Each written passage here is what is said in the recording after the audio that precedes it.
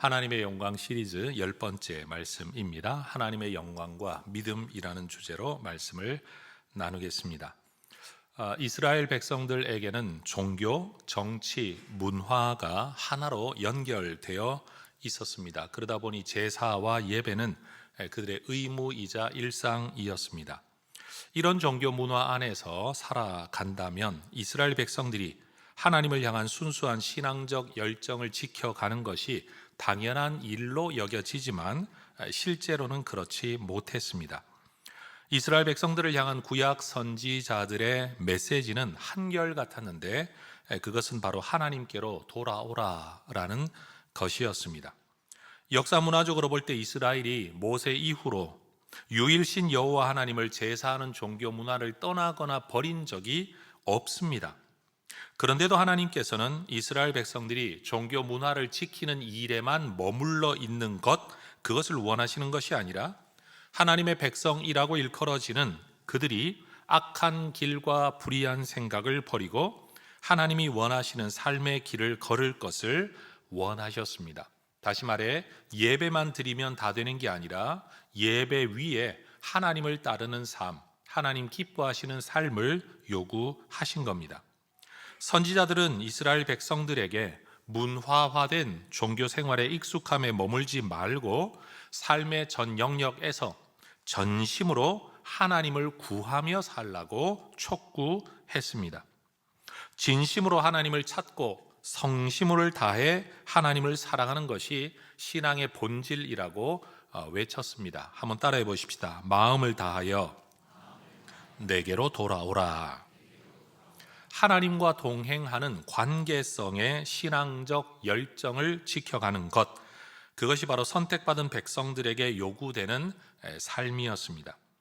오늘날에도 기독교 신앙을 지지받지 못하는 환경에서 하나님을 섬기는 분들은 자신의 신앙을 지켜가기 위해 무던 애를 쓰고 계실 겁니다. 고군분투라는 단어가 쓰여지겠죠. 그런데 신앙생활을 이어가는데 큰 반대나 걸림이 없는 환경 속에서 살아가는 분들은 일상의 신앙생활이 긴 시간 동안 이어질 때 영적 열정이 점점 사그라들고 문화화된 종교 생활의 매너리즘 그리고 타성에 빠져들 때가 있을 겁니다. 자기 대의에 하나님을 믿는 사람들을 당대 신앙인들이라고 부릅니다. 그리고 그들과 반대되는 표현이 모태 신앙인들이지요. 당대 신앙인들이 모태 신앙인들을 바라보면서 느끼는 가장 큰 부러움은 신앙에 있어서의 안정감과 교회 문화에 대한 익숙함이라고 합니다. 반면 모태 신앙인들이 당대 신앙인들을 보면서 느끼는 가장 큰 부러움은 영적 역동성, 열정이라고 합니다. 기독교 역사를 두고 볼 때 핍박의 시대에는 순교 정신으로 강하게 살아남은 기독교가 오히려 안정과 지원을 받는 문화 속에서는 변질되었다라는 것은 역사적인 아이러니입니다. 그런데 문제는 우리가 믿음을 제대로 지키며 살겠다라고 결심한다고 해서 우리의 신앙적 순수성, 열정 이런 것들이 지켜지는 것이 아니라는 것이 우리가 가지고 있는 한계입니다. 우리의 신앙을 건강하고 뜨겁고 순수하게 지키게 하는 힘은 우리 가운데 하나님께서 스스로를 나타내시는 하나님의 일하심의 사건들, 즉 하나님의 영광 앞에 설 때만 우리의 믿음이 온전하게 지켜질 수 있습니다. 여러분 이런 생각을 한번 해보십시오. 스스로에게 질문해 보시기를 바랍니다. 만약 하나님의 음성이 우리 마음에 들려진다면, 더 나아가 귀에라도 들려진다면 우리의 기도 시간은 이전처럼 그렇게 지루하게 느껴질까요? 하나님의 손길이 우리 인생 가운데 나타나는 것을 목격하게 될 때 우리의 예배는 이전처럼 그렇게 아무 기대 없는 메마른 종교의식으로 남아 있을까요? 하나님의 함께 하심이 내 삶의 현실로 느껴질 때 우리의 삶은 그렇게 지겹고 무의미하고 무가치한 것으로 느껴지겠느냐라는 질문입니다. 여러분, 우리는 지금 출애굽기 말씀을 본문으로 삼았습니다. 출애굽의 사건에서만 보더라도 하나님을 대적하던 바로 왕, 이집트의 왕 파라오도 하나님의 나타내심 앞에서는 그가 그렇게도 인정하기 싫어했던 하나님께 복종할 수밖에 없었습니다. 하나님의 나타나심의 사건, 곧 하나님의 영광이 만들어낸 변화입니다. 하나님의 영광이 나타나면 불신자도 하나님을 인정할 수밖에 없습니다.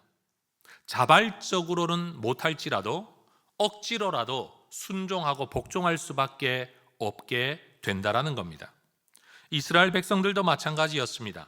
자신을 나타내시는 하나님의 영광 앞에 섰을 때 그들은 비로소 하나님을 향한 인격적이고 실천적인 반응으로서의 믿음을 가질 수 있었습니다. 따라하십시다. 백성이 믿으며, 다시요, 백성이 믿으며 한 번 더 경배하였더라. 백성들의 믿음이 어디에서 왔느냐? 하나님의 나타나심 앞에서 온 것입니다. 이것이 제가 해성교회를 섬기는 동안 품고 있는 저의 꿈이고 소망이고 기도입니다. 여러분, 저는 제가 꿈꾸고 소원하는 일을 이루게 해달라는 기도를 잘 하지 않습니다. 하나님 앞에 기도할 때 제가 더 많은 능력과 자원을 소유하게 되어 하나님을 위해 더 큰 일을 하게 해달라라는 기도 거의 해본 적이 없습니다. 제가 하나님 앞에 드리는 기도는 이겁니다. 하나님께서 나 자신과 우리 공동체에게, 그리고 나 자신과 우리 공동체를 통해 하나님 당신을 나타내시는 일이 더 많아지고, 그런 일이 더 풍성해지고, 그런 일이 지속되는 것, 저는 이것을 계속 기도합니다. 다시 말해, 저는 하나님의 영광을 가장 많이 기도합니다. 저 혼자 목회를 위해 애쓰고 노력할 수 있습니다. 그러나 만약 하나님께서 우리 안에 당신을 더 분명히 그리고 더 자주 나타내신다면 여러분, 우리의 믿음은 더 견고해질 것입니다. 제가 설교를 열심히 한다고 여러분에게 믿음이 생기는 게 아니라는 겁니다. 제가 목회를 열심히 한다고 여러분 교회가 흥왕해지는 게 아니라는 사실을 저는 너무나도 잘 알고 있습니다. 하나님께서 우리를 통해 이 세상 가운데 하나님을 더 분명히 그리고 더 자주 나타내실수록 세상은 하나님을 더욱 분명히 알게 될 것을 저는 믿습니다. 다시 말해, 우리의 노력이 결과를 만들어내는 게 아니라 사실은 하나님의 영광만이 사람을 하나님께로 이끌고 믿음으로 이끌고 예배자로 이끌 수 있다라는 겁니다. 우리의 모임과 예배 가운데 하나님의 나타내심이, 하나님의 영광이 풍성하여서 그동안 못 믿겠다라고 말하던 사람들이, 믿고 싶은데 안 믿어진다라고 말하던 사람들이 하나님을 믿고 말씀을 믿고 전심으로 예배하는 사람들로 변화되는 하나님의 영광의 사건들이 여러분 우리 가운데 또 우리를 통해 풍성해지기를 축복합니다. 하나님의 영광이 없이는 누구도 믿음에 이를 수가 없습니다. 이스라엘 백성들이 이집트를 떠날 때까지만 해도 그들은 감격적이었을 겁니다. 그러나 그들이 전후 좌우가 막힌 홍해 바다 앞에 갇혔을 때, 앞으로는 나아갈 수 없는 바다여 뒤에서는 이집트의 병거 부대가 뒤쫓아 올 때 여러분 그들이 얼마나 막막했겠습니까? 온 땅을 진동하는 병거바퀴 소리가 가까워질수록 아마 그들의 심장도 더 빨리 뛰었을 겁니다. 두려움에 떨었겠죠. 가슴을 졸였을 겁니다. 하나님을 의지하여 걸음을 옮기는 중에도 이스라엘 백성들이 홍해 바다와 바로의 군대 사이에 갇혔던 것처럼 우리 인생도 하나님의 말씀에 순종하여 살아가고 있는데도 때때로 광야에 갇힌 바 된 것 같은 의도치 않은 어려움이 찾아올 때가 분명히 있습니다. 이런 문제 상황을 만나면 너무 고통스러워 불평할 수 있습니다. 내게 답이 없다는 답답함 때문에 탄식할 수도 있습니다. 길이 보이지 않는다는 이유 때문에 절망할 수도 있습니다. 그러나 믿음의 사람들은 거기에서 한 걸음 더 나아가야 합니다. 우리 하나님은 좋은 것을 주시는 하나님, 나와 함께 하시는 하나님이시지요. 이런 상황에서 하나님께서는 무슨 일을 하려고 하시는가에 대한 생각이 우리에게 필요합니다. 여러분, 문제 해결의 능력이 있다고 한다면 상황은 문제가 되지 않습니다. 능력으로 문제를 해결하면 되니까요. 근데 중요한 건 내가 가진 능력보다 문제가 크다는 사실이고, 내 능력이 문제를 해결하지 못하는 상황을 만날 때 우리는 고통을 겪게 되는 겁니다. 그런데 문제 해결 능력이 없는 상황으로 우리를 이끄시는 분, 그런 상황에서도 우리와 함께 하시는 분이 하나님이라는 사실을 잊지 말아야 합니다. 바로 그런 상황에서 하나님이 원하시는 뜻이 무엇인가를 오늘 성경 본문은 분명히 말하죠. 출애굽기 14장 4절에서 말을 합니다. 따라 하십시다. 내가 영광을 얻으리라. 다시요, 내가 영광을 나타내리라. 한 번 더요, 나를 여호와인 줄 알게 하리라. 하나님께서 이 상황, 그들에게 해답이 없는 상황 속에서 하나님이 의도하셨던 바가 무엇인가를 성경은 분명히 말합니다. 하나님께서는 이스라엘 백성들에겐 답이 없는 이 난처한 문제 상황을 통해 이루고자 하는 일이 있었습니다. 오늘 본문 14장 17절과 18절에 또 한번 반복되죠. 바로와 그의 모든 군대와 그의 병거와 마병으로 말미암아 내가 영광을 얻겠다. 내 영광을 나타내겠다. 그 결과 나를 여호와인 줄 알게 하겠다. 여러분, 바로의 군대와 마병과 병거, 이건 이집트의 영광입니다. 바로의 영광입니다. 여러분, 이집트의 국력과 군사력을 드러내는 것이고 바로의 권세를 드러내는 것입니다. 그런데 바로의 영광이 되어야 할 그 모든 것들을 통해 하나님은 당신의 영광을 나타내시겠다라고 지금 말씀하고 계신 겁니다. 여러분, 이런 문제 상황에서 하나님의 뜻이었던 하나님의 영광을 먼저 생각하지 않게 되면 우리는 우리의 무능력함과 자원 없음에 대한 불평과 원망을 할 수밖에 없습니다. 14장 10절을 보면 이스라엘 백성들은 이 문제 앞에서 심히 두려워하여 여호와께 부르짖었다라고 말합니다. 그러나 여러분, 하나님께 기도했다라고 말해서 지금 이 성경이 그들이 믿음의 기도를 하고 있다라고 옹호하고 있는 건 아닙니다. 부르짖는다고 다 믿음이 아닙니다. 14장 11절을 보면 그들은 형편이 어려워졌다는 이 상황 속에서 하나님의 뜻을 곡해하고 하나님을 신뢰하지 못하고 있습니다. 이것을 믿음이라고 말할 수는 없는 것이죠. 하나님은 그들을 살리려고, 자유민 되게 하려고, 자유의 땅에서 살게 하려고 인도하여 내셨는데 그들은 문제 해결 능력이 자기에게 없다는 사실 앞에서 하나님이 우리를 죽이려 하신다라고 말합니다. 죄송한 표현이지만 여러분, 교회를 다니고 기도한다고 다 믿음 있는 게 아닙니다. 때때로는 교회를 걱정해서 여러분, 누군가를 염려해서 하는 말이 믿음의 말이 아니라 오히려 불신의 말을 뱉어내는 경우가 우리에게는 굉장히 많습니다. 전 여러분들에게 그런 말씀 드리고 싶어요. 여러분, 하나님이 책임지고 계신 교회에 대하여 여러분 스스로가 지나친 염려와 걱정을 함으로써 오히려 불신과 불평을 쏟아내는 사람이 되지 않기를 축복합니다. 하나님이 붙들고 계시고 우리가 기도하고 있는 이 나라, 여러분, 마치 내가 뭔가를 하지 않으면 망할 거라고 생각하고 있는 여러분, 사실은 하나님이 붙들고 계시다는 사실 잊지 말아야 됩니다. 하나님을 신뢰하며 살아가는 하나님의 사람들은 내 손에 해답과 해결책이 없고 돌파구가 보이지 않는다라고 해서 좌절하지 말아야 합니다. 죽는 게 낫겠다? 아니요. 하나님은 그들을 죽이려고 이끌어내신 게 아니고 죽이려고 이 상황을 만드신 게 아닙니다. 내가 볼 때는 죽게 되었다, 죽는 게 낫겠다라고 말할 수 있겠지만 하나님의 뜻은 죽는 것이 아니었습니다. 하나님께서 이끄신 이 문제 상황에서는 내가 능력이 있냐 없냐, 내가 무슨 일을 할 수 있냐가 중요한 게 아니라 하나님이 무슨 일을 하려고 하시느냐, 이게 우리에게 훨씬 더 중요한 주제여야 합니다. 이걸 알았던 모세는 이스라엘 백성들에게 그렇게 외치죠. 14장 13절에서 두려워하지 마라, 호들갑 떨지 마라, 하나님께서 너희를 위하여 뭔가를 행하실 거다, 가만히 지켜보아라. 사실 이것은 모세가 자신의 하나님의 영광, 하나님의 나타내심을 경험한 이후에나 가지게 된 확신입니다. 처음부터 그런 사람이 아니었죠. 떨기나무 불꽃 가운데 하나님이 자신을 나타내시고, 여러분, 손을 넣었다 빼 문둥병 되게 하시고 지팡이를 던져 뱀 되게 하시며 하나님께서 내가 너를 택했다, 내가 너를 보낸다, 내가 하는 말을 네가 전하면 된다, 네 능력으로 일하는 게 아니라 내 능력으로 일한다. 몇 번이나 설득의 과정을 통해 하나님의 영광을 통해 그는 맞설 수 있게 되었죠. 할 수 없을 일로 여겼던 바로를 대면하는 일, 그가 할 수 있게 된 겁니다. 알지 못하는 길을 갈 수 있는 용기가 하나님의 영광의 사건 앞에서 그에게 일어난 겁니다.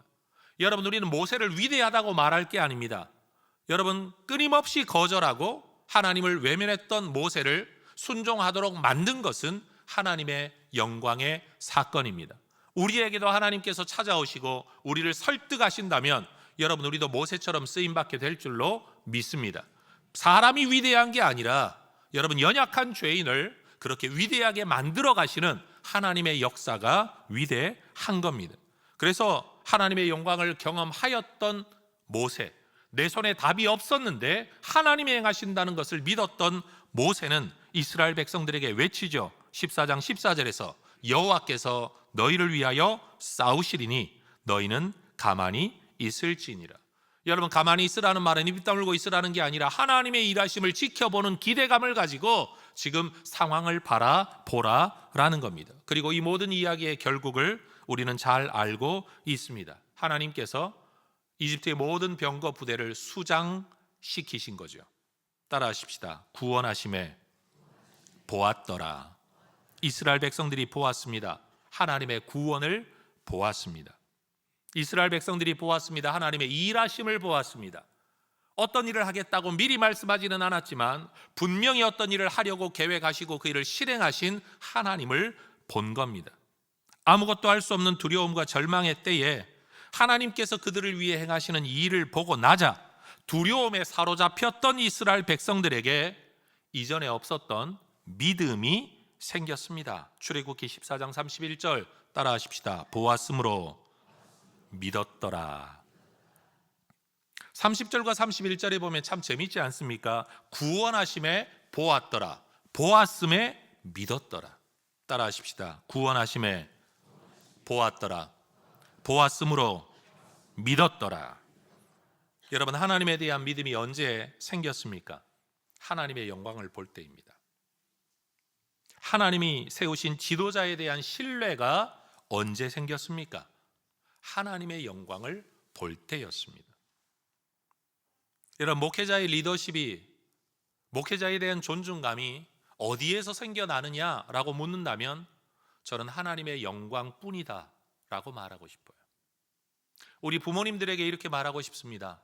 여러분, 돈을 가지고, 부모라는 권세를 가지고, 여러분 큰 소리를 가지고 자녀를 윽박지를 게 아니라 여러분, 하나님의 영광이 함께하는 부모의 모습을 목격한 자녀들이 그들 스스로가 부모를 존중하고 신뢰하게 되는 여러분, 하나님의 영광의 부모님들 되시기를 주의 이름으로 축복합니다. 여러분, 그럴 때에 비로소 자녀들이 하나님 살아계심을 부모를 통해 보게 되는 거죠. 알게 되는 거죠. 여러분, 지식이나 뭔가를 가지고가 아니라 하나님이 함께 하신다는 것 때문에 부모에 대한 존중감이 생겨나는 겁니다. 여러분, 교회 안에 모든 리더들에게도 바로 이런 리더십이 있어야 됩니다. 전문성의 리더십이 필요하기도 하겠죠. 여러분, 경험의 리더십이 필요하기도 하겠죠. 똑똑함의 리더십이 필요하기도 하겠죠. 그러나 진짜 우리에게 필요한 리더십은 뭐냐? 하나님의 영광의 리더십인 겁니다. 주님이 저분을 세우셨구나, 주님이 저분과 함께하고 계시구나, 바로 거기에서 진정한 리더십이 생겨나는 겁니다. 여러분, 믿음, 하나님에 대한 믿음, 그리고 사람에 대한 신뢰는 하나님께서 자신을 나타내신 곳에서만 피어나는 하늘의 꽃입니다. 믿음은 전적으로 하나님의 은혜의 역사이며 하나님의 영광의 결과입니다. 심지어 15장을 넘어가 보면 14장에서 그렇게 죽는 게 낫겠다고 불평했던 사람들이 하나님을 찬송하게 됩니다. 여러분, 인간이 바뀐 게 아닙니다. 하나님의 영광을 볼 때 사람이 달라지는 겁니다. 예수를 이렇게 오래 믿어도 내가 바뀌지 않았느냐? 여러분이 얼마나 바뀔 거라고 기대하고 계십니까? 저나 여러분은 다 죄인일 뿐입니다. 하나님의 은혜가 거두어지고 나면 죄성만 남는 인간일 뿐이고, 하나님의 은혜의 억제력이 거두어지고 나면 죄성만 튀어나오는 인간, 우리는 그런 존재입니다. 여러분 10년, 20년 예수 믿으면 변할 거라고 착각하지 마시기를 바랍니다. 변하지 않습니다.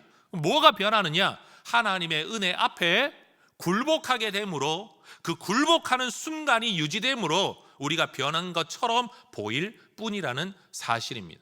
그러니 여러분 지금도 우리에게 필요한 건 뭐냐? 하나님의 은혜, 하나님의 영광의 역사입니다.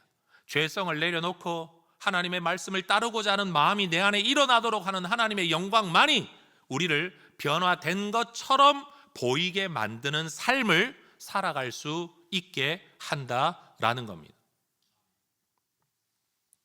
죽음의 두려움이 여러분 기쁨의 찬양으로 바뀐 건 하나님의 영광 앞에 서였습니다.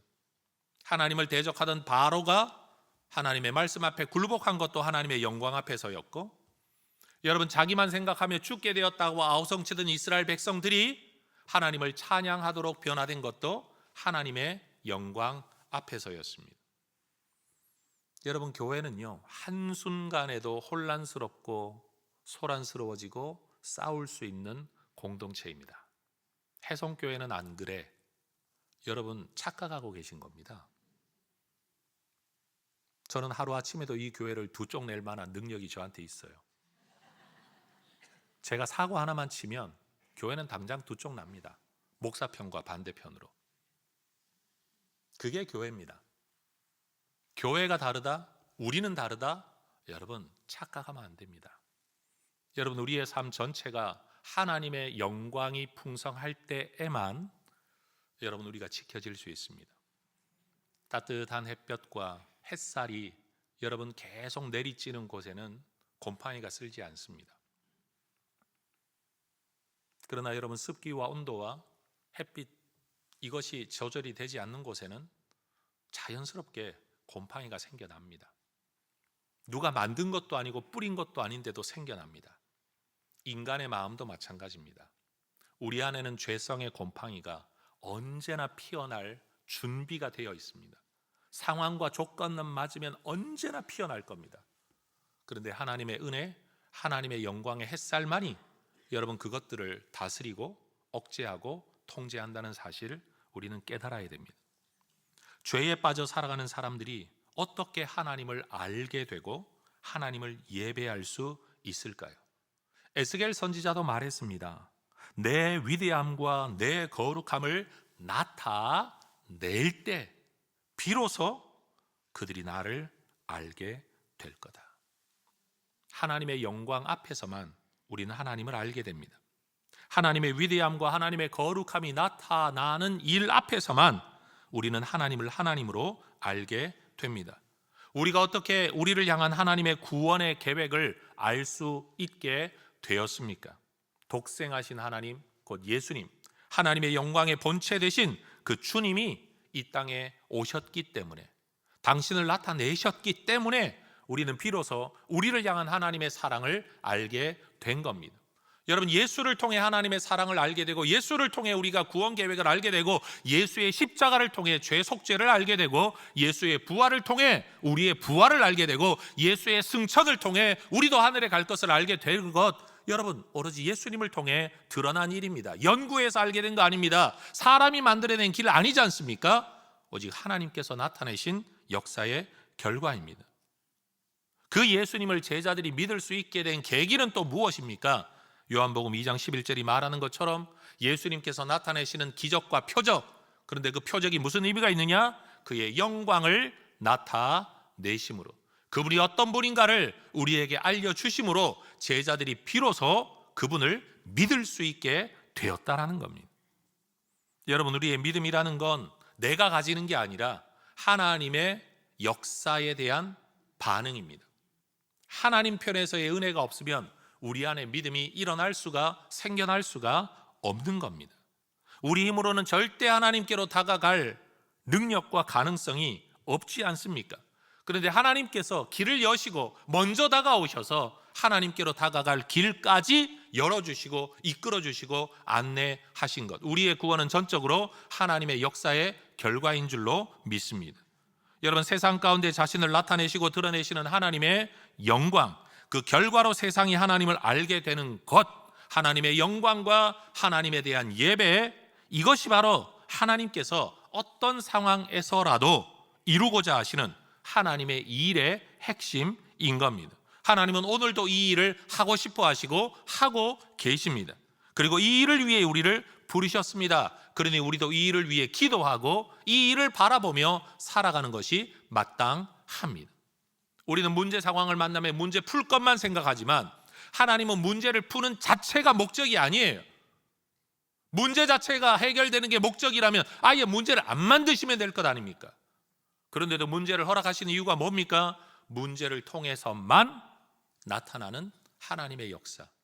사람들이 거기에서야 비로소 기도하게 되고 하나님을 찾게 되고 그 속에서 나타난 하나님의 역사를 통해 하나님을 예배하게 되는 것. 여러분, 이것이 우리의 삶의 의미입니다. 어떤 분들은 전도하면 그렇게 말하죠. 예수 믿어 천당 가는 게 목적이라면 나 죽기 직전에 예수 믿겠다. 얼마나 똑똑한지 몰라요. 그런데 여러분, 정말로 죽어 천당 가는 것만이 목적이라면 그 사람 말대로 하면 돼요. 근데 성경은 죽어 천당 가는 것만을 목적으로 말하지 않아요. 이 땅의 삶은 그럼 무슨 의미가 있냐라는 거죠. 죄만 짓고 살다가 예수 믿고 천당 가는 것, 하나님이 원하시는 게 그게 아니라는 거죠.